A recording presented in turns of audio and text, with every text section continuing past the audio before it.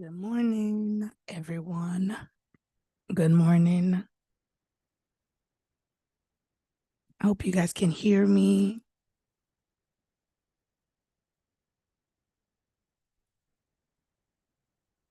Good morning. Good morning. Okay. Okay.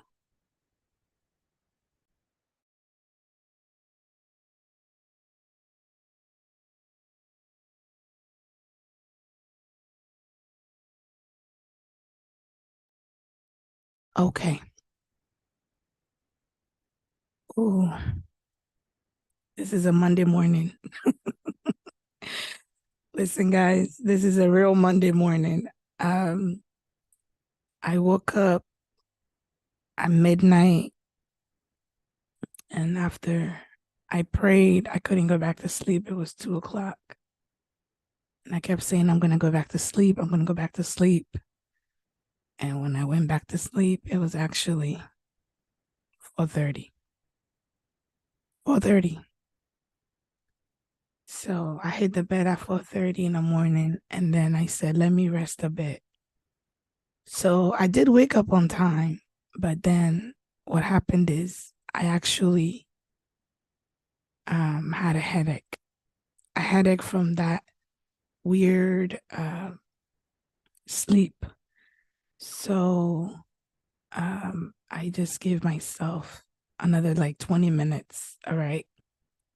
Another 20 minutes. That voice needs to pick up to feel a little better so I can come on. So there's nothing wrong with me. It's just I slept a little weird. And so here I am. Good morning. Good morning. Can you all hear me?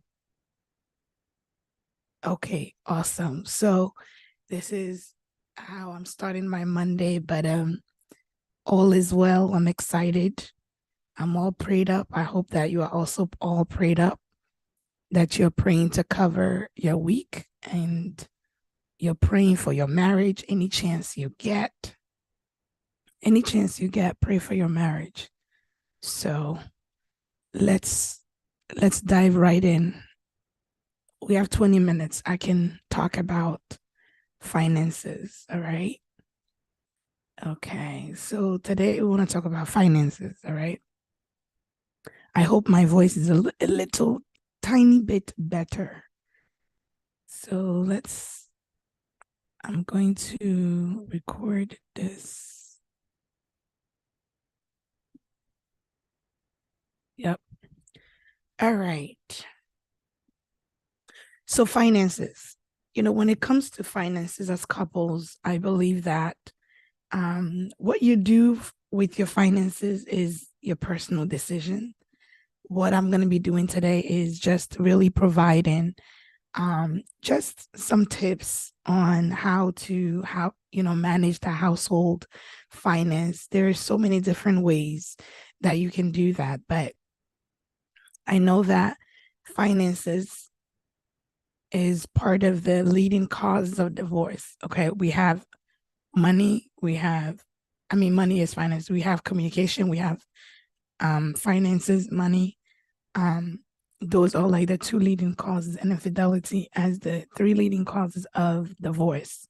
So we had an amazing week last week, and I have a gift coming out for you guys. The gift is completed. I just have to share it with you guys, where you guys can just go in and download a free guide on how to manage your triggers. Okay, how to identify and manage your triggers. So that's a gift that you will have once I can get to it. I hope you've already shared the broadcast with someone and let them know that we are on today. I was going to use another software today, but for some reason, we tried and tried and tried, and the software didn't work. So we're back to Zoom again. But at least I hope that the sound is better for you guys. Okay. So let's dive in. So the thing that makes money an issue amongst married people is the fact that everybody has a different spending habit. All right. People don't know how to use money. All right. That's the average person. And so because of that, people struggle to put their money together. But I truly believe the main thing is really a matter of trust, not trusting your partner when you don't put your money together. And what I'm going to say is going to really ruffle some feathers. I know that anytime we talk to a couple who may not feel the way I feel or the way we feel, they get a little irked. But here's the reality. You don't have to be irked by something that is new to you. Okay. When I give out information, I give out the information to really give you another perspective. And then what you got to do, some things, of course, are based on facts, truths, which is the Bible. But there's some things that are also on a practical level, right? Because God already told us we need to be good stewards of our money, right? Good stewards of everything He gives us. So when I step in and I, using those principles, say, give you a few tips here and there, it's up to you to take it or up to you to say, no, I'm not going to do it this way. But if we really want to be honest, the reason many cannot put their money together with their spouse is because they don't trust their spouse to make good decisions with their money. Okay. They don't trust their spouse. Let me explain. And the lack of trust doesn't necessarily mean it's not anything beyond, they don't know how to spend. If I put money, all this money in the account, this spouse is going to go and buy the car they want to buy, or they're going to go buy a gadget. All right. So it's because of that.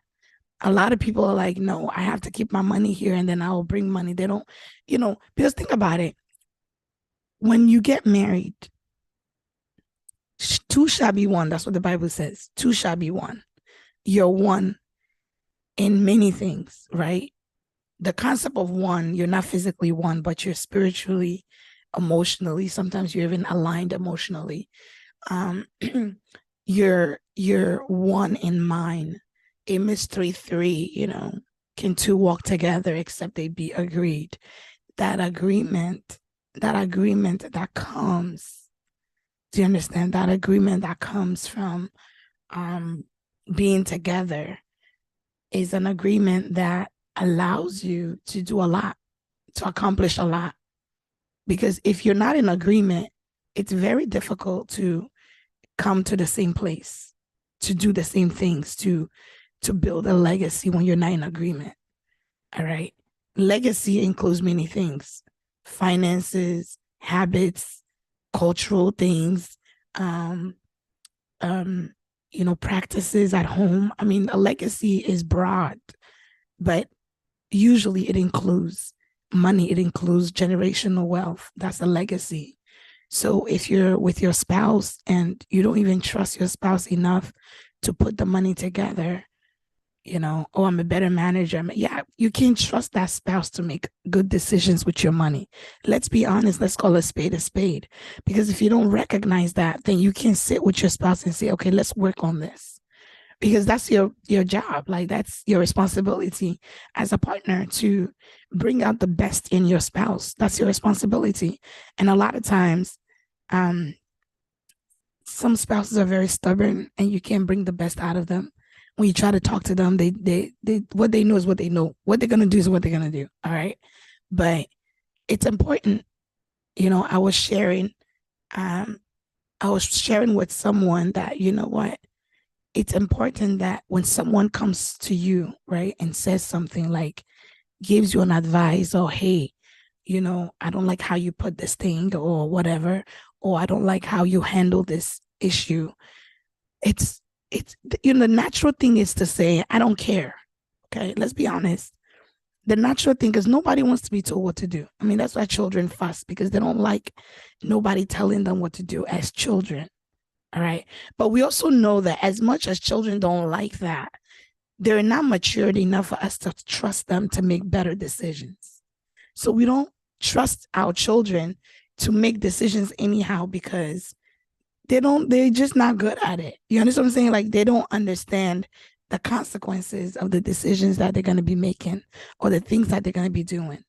So we don't just say, oh, because the children don't like to be told what to do, so let's leave the children. No, you still coming with discipline. You coming with guidance. You coming with teachings. All right. It's the same way with adults. Adults, no one is perfect. That's where it starts. Nobody is perfect. So when you come in and your spouse tells you like, hey, look, this way, that way, the way you're handling this money, blah, blah, blah, you have to bear that in mind. You have to listen and say, oh, okay, I don't like that. Okay, you don't like that. Okay. Because God will always prompt you by the Holy Spirit. But again, we may not hear it, or we might think the message I heard is for somebody else. We might think that this message is for somebody else, and we might miss the message that was given to us. Do you understand what I'm saying? And so when that happens, you end up with a human coming to you. So the Holy Spirit prompts you, don't listen. So then the Holy Spirit sends, God sends a person, and the person tells you, hey, the way you handle this, the way you yell at this kid is not good. So don't yell at the kid the way you yelled at the kid. And you refuse. Guess what? Next time CPS is involved. Next time Child Protective Services are involved, because all we said was, you need to make sure that you don't yell at that kid the way you're yelling at that kid, and even hitting the kid. Don't do that. And you're like, I don't care. And next thing you know, Child Protective Services involved. What am I saying? When your spouse tells you something, listen. Just listen. And so when it comes to money, a lot of spouses don't listen to their spouse. So I went through all this tangent to tell you, it's a detriment to you, because it becomes embarrassing for you when God gives you a chance through the Holy Spirit and brings a person, you don't listen, you end up embarrassing yourself. So I was telling that to someone, that it's very important that as a person, you come up, you step up, and you make sure that some of these things are handled. If not, you end up making a fool out of yourself. All right. So your spouse has to communicate effectively with you, openly and honestly, telling you, look, using money is not your strength. Let's talk about this, because I don't trust you to put my money with you because of your spending habits, because you don't know how to save, because you don't respect money, because you just spend for no reason. Do you understand? So get to the core, but the core will come with truth. And a lot of people they can't handle the truth. We're talking about truth, factual truth, okay? Not intentional, or subjective truth. No, like, seriously, we know that you're making 5,000 and you're spending 6,000, like that kind of thing. That's the truth. Like, we can see the facts. It speaks for itself. Listen to your spouse, because that's the problem. You got to get to the bottom of it to fix the issue. It's not enough to keep your money in your account and say, oh, because what happens is this person has their own money in their account, and they're misspending and mishandling the money. When the money finished, they'll come to you and say, can I borrow? Can I get? So many have gotten money and lost it because they were not stewards of the money. So if you don't steward the money, you're going to lose it. Those are the facts. You don't steward the money God gives you, you're going to lose the money God gives you. So it's something that we have to bear in mind as individuals, as people who have been taught, to steward, good things and great things. And so I want to quickly,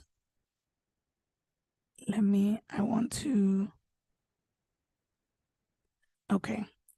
All right. So you're with me still. So communicate openly about the way you're spending. Okay. And then create a budget.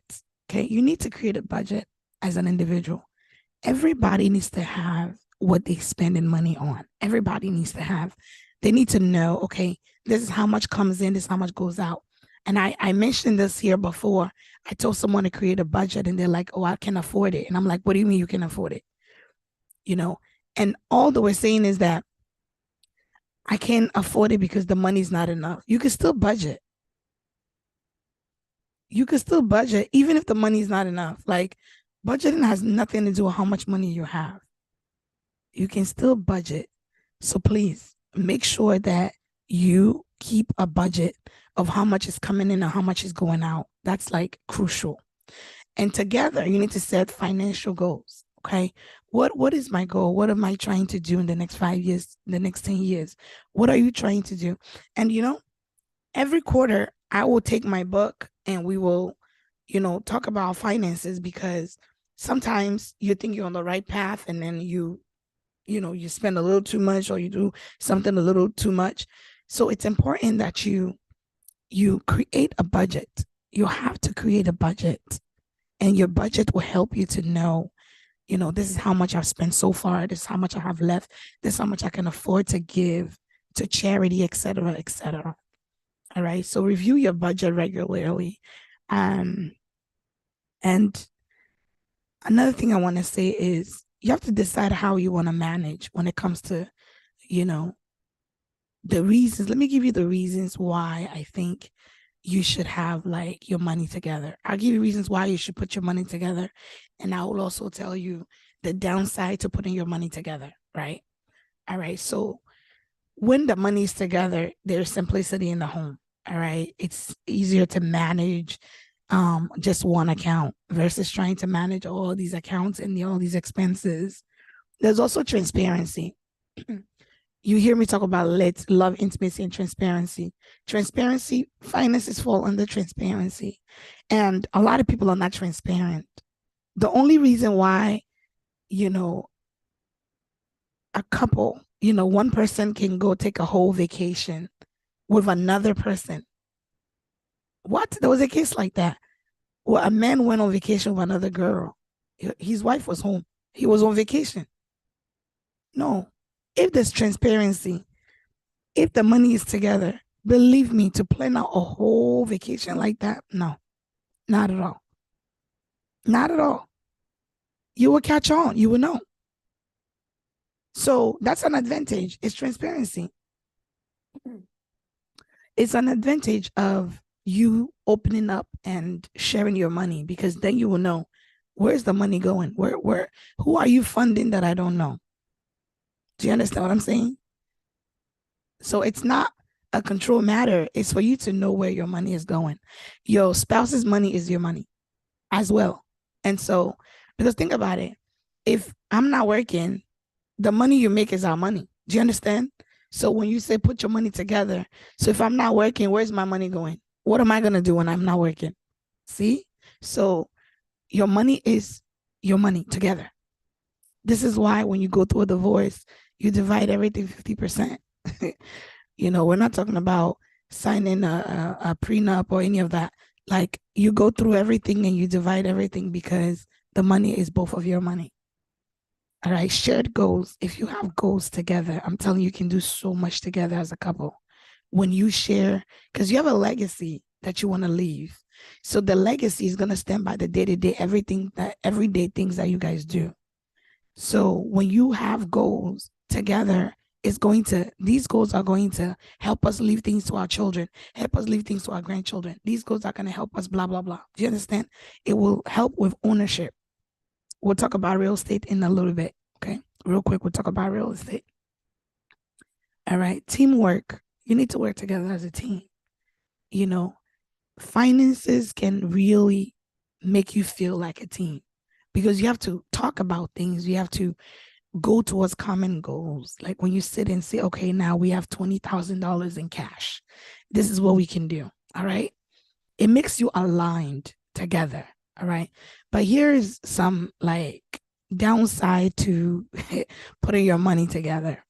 When you put your money together, yes, you have to be willing to lose your autonomy. Like when I say autonomy, like being yourself, like maybe there's things that you like to buy and do and whatever. In all actuality, there's like congruence, or there is transparency or openness. You use the main account and go buy what you need to buy. Even if you want to gift money, whether it's to the church, you still use the main account. Does that make sense? You go into the main account and then you give money by the main account through the main account. Does that make sense? You give money in that manner. but you don't necessarily, you shouldn't feel like, oh, because our money's together, I can give a gift.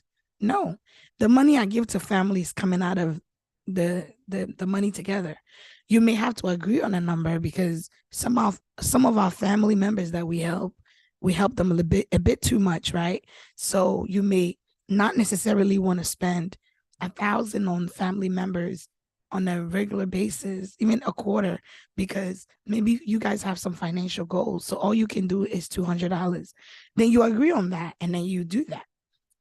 But a lot of times when there's like openness, it's really not a big deal, whatever you have to give. Like, it's really truly not an issue. Yeah. So loss of autonomy. But if you're, excuse me, guys, my voice is slowly coming. If you are dealing with someone who has spending issues, then of course you're not going to be able to spend as much as you want to spend because the person is probably misusing the money. And also, if there's an abusive relationship, you put your money together, you're not going to have a say, because abusers abuse you physically, emotionally, verbally, and also financially. So if you're in a domestic abuse relationship, please don't go put your money together, because that's also part of the way abusers keep you bound, is by taking your money. So please, that's not what I'm saying here. I'm talking about normal, healthy relationships, normal marriages. Yes, you may go through up and down, but still a normal marriage. That's where there's like equal control. Okay. Well, you are actually partners. All right. There could be conflict because money is a source of conflict. All right. Disagreements about money can really create a lot of conflict. So you want to be mindful of how the money goes out. You want to be mindful of it. There's a huge risk if one person has like a lot of debt. Okay. Excuse me. There's a huge risk if one person has a lot of debt, because you're thinking, okay, our money's together. This person owes 100,000. I only owe 20,000. Okay. There's a huge risk if you put your money together, because if they have to come get that person's money, they can confiscate the account that you both share. That's the thing. Yeah. They can confiscate the account that you both share. And if you have to plan like estates and think, like estate plannings can be really difficult as well when your money's together. I don't want to get too much into that, but it could be a bit difficult. Um, so the questions to ask yourself though when it comes to your money is, how well do you know your partner? How well do you communicate? Because the thing about money is it doesn't start now. When you're dating that person is when you need to start inquiring about their finances. Now, let's say you missed it. Obviously, you're married, so you missed it.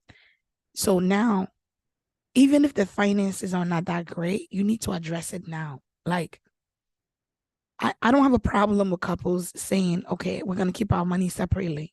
But think about it. You're keeping everything else is together. Your body is together. You're sleeping on the same bed. You trust them to sleep the way I sleep deep.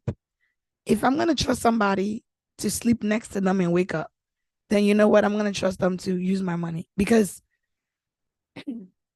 my life is more important than money. But guess what? I'm literally giving my life to this person every time I fall asleep because I'm a deep sleeper. I don't know what the person is going to do, but I trust them that they're not going to do anything bad. Do you understand? So for you to lay next to someone, give them your body, like sleep together, like that's intense. That's a lot of intimacy. That's huge. I trust you to be intimate with you, but I don't trust you to use my money. I can never understand. For me, I'm trying to make that make sense. And so far, it doesn't make full sense to me. The other way, some people do it is they have a main account where they put the expenses. Like, so if every month is 5,000, you both put 2,500 in it. And then everybody has the remaining money in their bank account. For me, it still feels like you have your own account.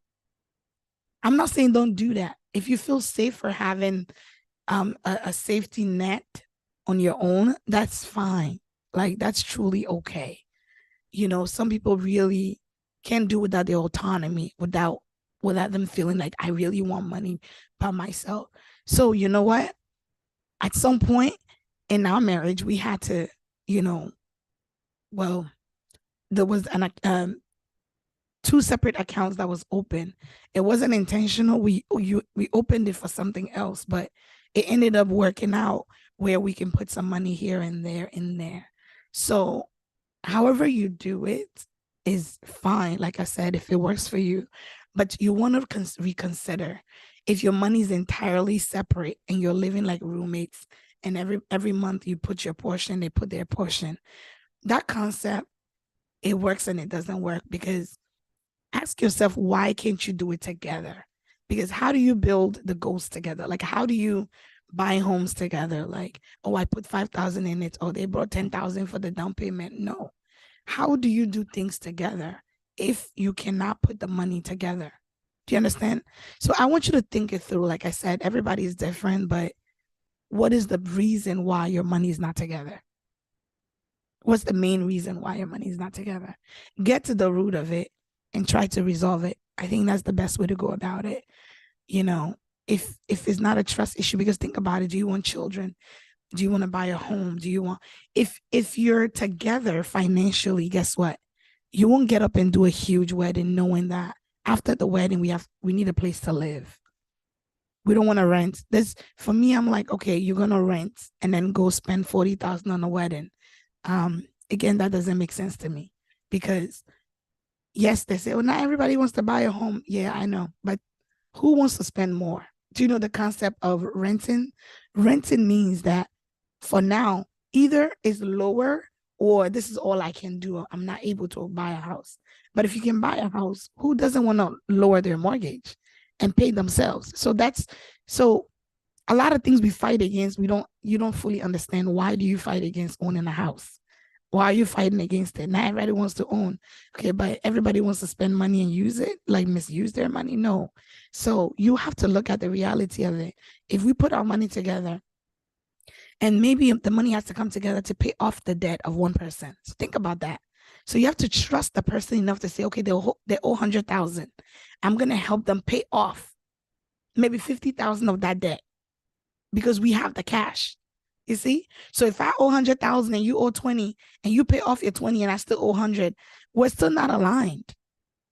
We're still not aligned. Can two work together except they be agreed? So what I'm asking you is radical. I'm asking you to assess your relationship. That's what I'm asking you to do, is check your marriage, check your relationship. You know, I had someone say the last time, oh, I save 50% of my money in the 401k. So you have 50% of your money in the 401k.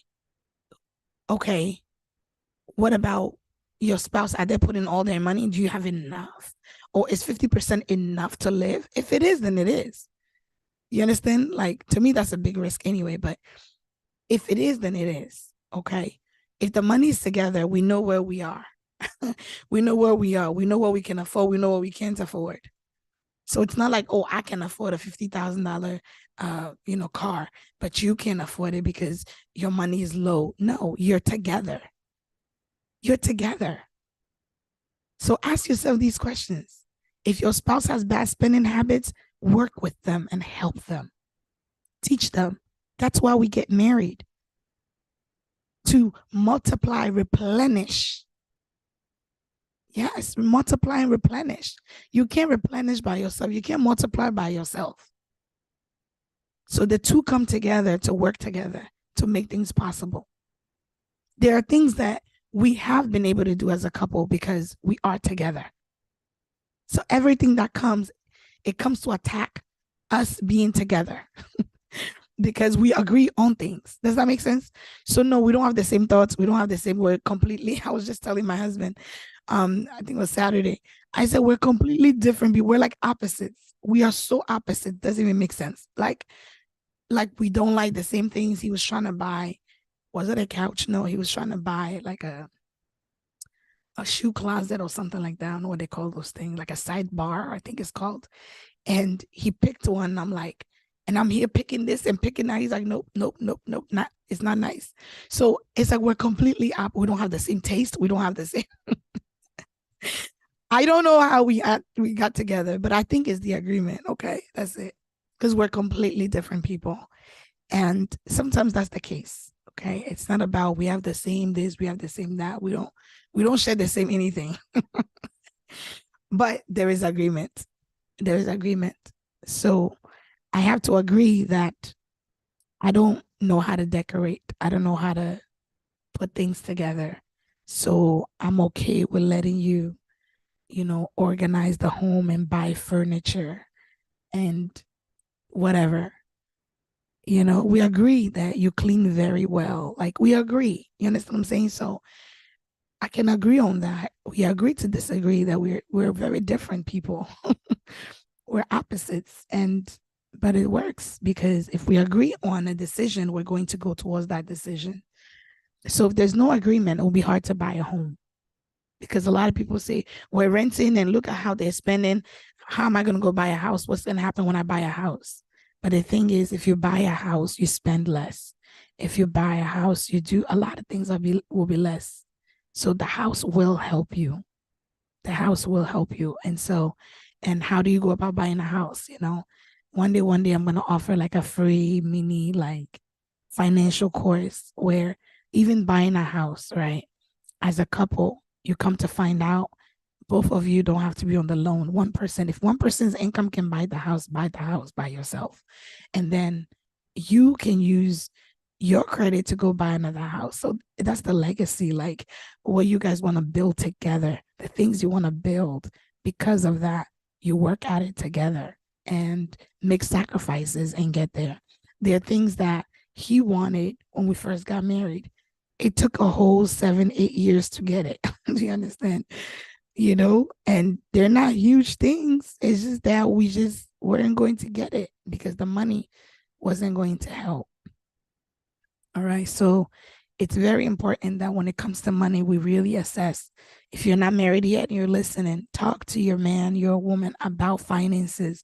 You must know the person's spending habits.